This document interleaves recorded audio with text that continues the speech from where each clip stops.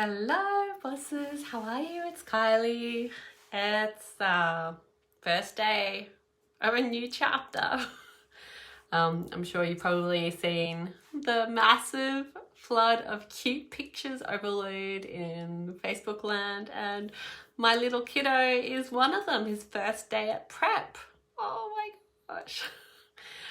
No, he took it quite well, I must say. It was more me on the way back from dropping him off, feeling very teary about this situation. We know these moments are coming, and yet they creep up on us so quickly. So for those of you who don't know, I'm actually a single parent by choice. So I had my child on my own after I separated from my ex-husband. So definitely wasn't the way I was planning on having my family, and I'd been working my ass off to build an empire that was going to support my family and to have children with my ex-husband. And unfortunately we were on different pages when it came to that. And so long story short, the relationship didn't work out, and that family thing had been dangled in front of me for probably, an easy 10 years. And I'd allowed that, when we separated, it's probably more like 8 years, but I'd allowed that.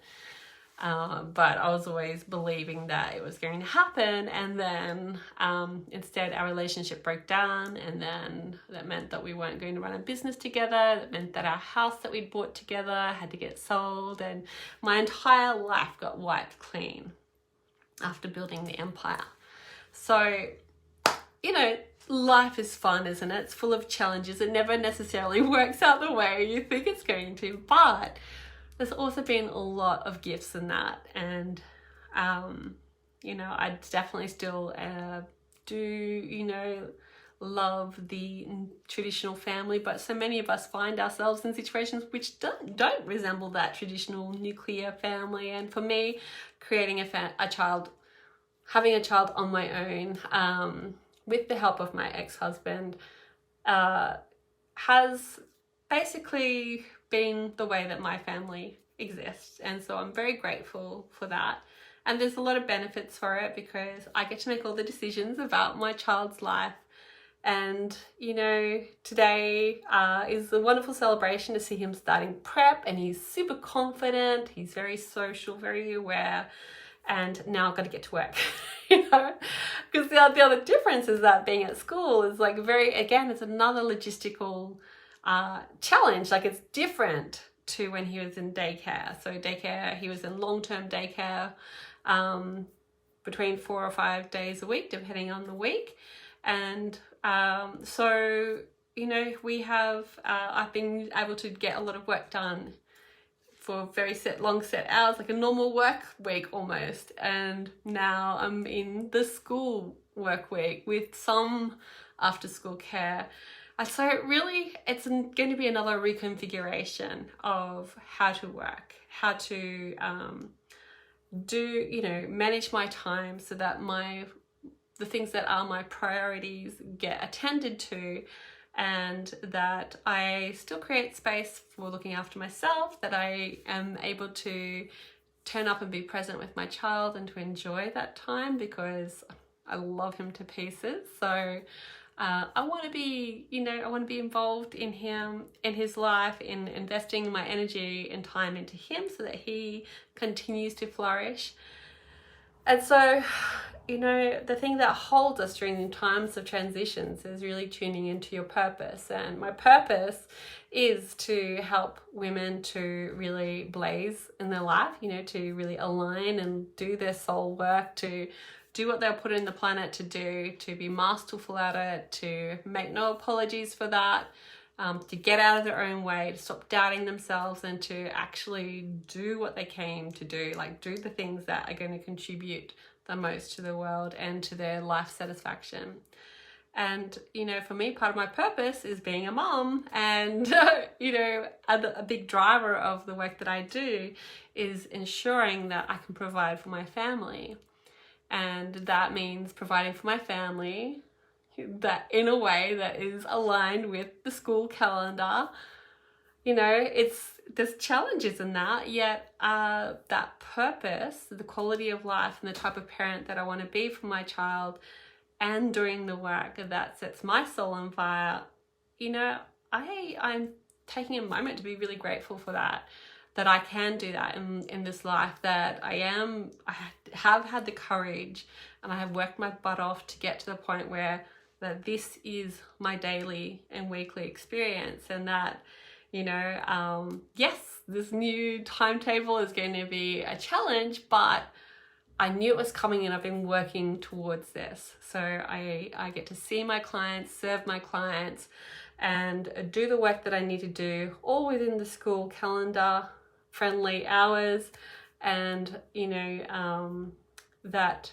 there will be some aftercare, but I'm not going to be a stranger for my child, and I'm also going to be able to enjoy taking my child to the pool and to karate lessons and doing all these different things that'll be fun and nurturing for him, and for me as well, because I get to be his mummy, which is a really, a big value of mine. So, I mean, for the women in this group who aren't aspiring to be mums, totally,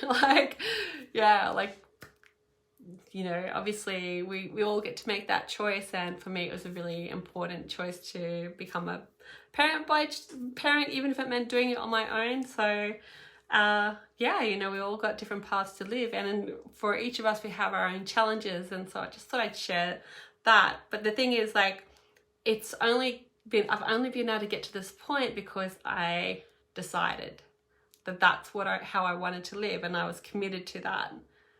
And I have basically, since he was born and I got enough of my faculties back, so he was born in 2016, and in 2017 I started to really focus on creating an online coaching business, and it's had a few different faces and flavors, but now it's it is where it is. It's maturing, it's coming of age, and it's starting to get legs and growing, and I'm doing work that I am really inspired by, that energizes me and inspires me to keep moving forward with it, and to hold tight to this vision of being able to live my purpose, do the kind of work that is mine to do, mine to contribute to the world, and to do it in a way that meets my needs and the needs of my family.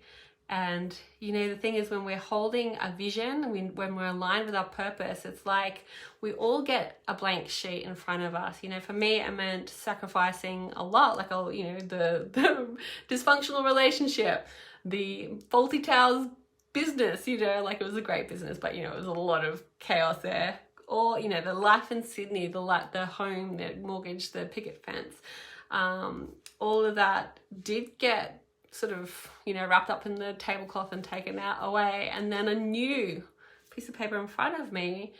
And so what I was very careful not to do was to put things of settling in there, I guess I just have to go and get a part-time job. I guess I just have to work for somebody else and make this, do my passion work as a hobby. No, I was very, very determined that I was always going to do this work. If I'm going to recreate my life, and I'm going to recreate a new business, because I didn't have a business to go back to after having a child. My maternity leave was indefinite because there's no business to go back to.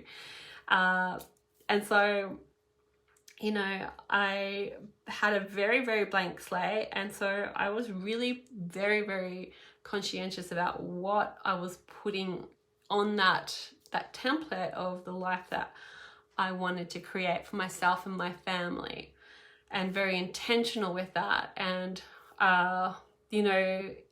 if any times there was settling energy putting in there, I was quite quick to pick up on it.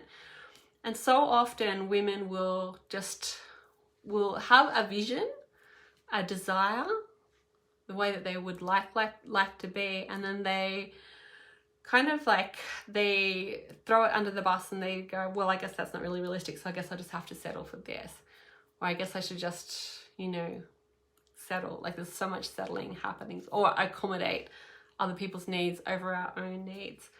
So don't do that. If you're holding a vision and aligning with your purpose, keep it have integrity with your vision, and keep your vision on purpose and hold it sacred. You know, be very careful with what you allow to go into it. And you know, even if your life only resembles your vision 10 to 15% of the time, make sure you acknowledge when your life is representing, like it is being akin to your vision, when it is resonating with your vision, and grow that, look for it more and keep growing it.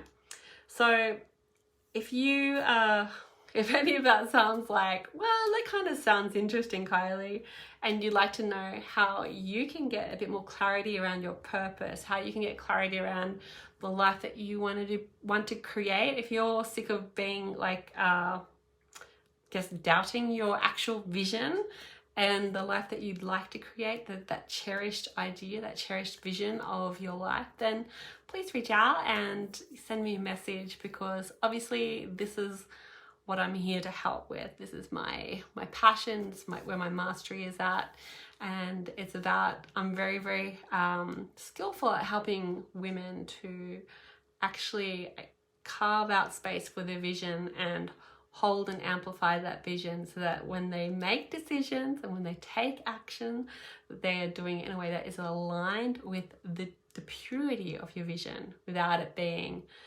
sold out or reduced or degraded or diminished in any way to accommodate the needs of others, or trying to be realistic. Because why not? Why can't you have what you actually want? Why not?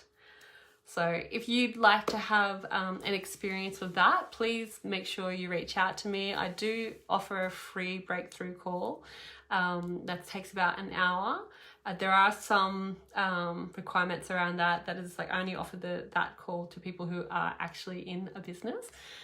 So yeah, if that's you and you're ready for a bit more clarity, if you're ready to really work out what's going on for you, and why you keep coming up against the same crap, or why are you still saying no, or why are you still selling yourself out or selling yourself short, then make sure you reach out, because time is of the essence. Why would we wait another day to start living life in a way that is really affirming to your value and aligned with what you actually want? Why not? Why would you wait? Why would you delay that?